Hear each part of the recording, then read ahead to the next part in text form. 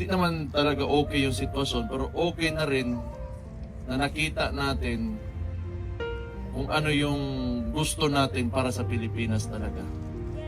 Yung tatay ko, nandyan yan. Kasi handa talaga siya na if ever it will come to yung nangyari sa kanya, isakripisyo niya talaga yung buhay niya para sa inyo. Kasi noon pa lang, hindi pa yung tumatakbo ng presidente, yung tinatanong pa kami doon sa Davao, kami mga anak, lahat kami hindi pumayag talaga. Kasi alam namin magulo. Kasi kilala namin yung tatay namin na he will fight for his people, the Filipino people. Because he fought for Davao City.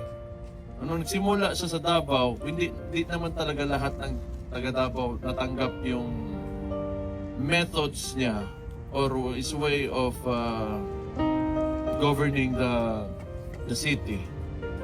Pero hindi yan takot na sabihin na hindi siya magustuhan ng tao o hindi siya tanggapin ng tao. Hindi yan tatakot sa opinion ng tao sa kanya. Kasi ang gusto niyan kung ano kailangan ng lugar mo para maayos mo yung lugar mo.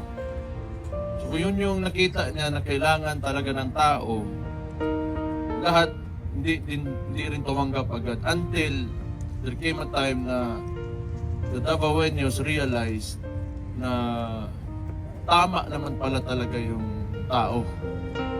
So at this point, Davao, kaya hindi siya nakakalimutan talaga ng mga taga Davao. Kasi despite of the adversity that he faced during the time when he was mayor, lahat ng mga mahirap, mga polisiya, mga batas na mahirap i-implement kasi nga tayong mga Pilipino may nakasanayan na hindi masyado stricto when it comes to laws, ganun. Yun, talagang inano niya na whether saan siya ilagay ng mga tao, ayaw ng tao sa kanya o gusto ng tao sa kanya, basta ito yung kailangan nating gawin para umangat yung mga buhay ng tao. Hindi lang yung the chosen few who are privileged enough na nandyan ka sa taas, lahat ng Davaoenyo ng panahon na yun.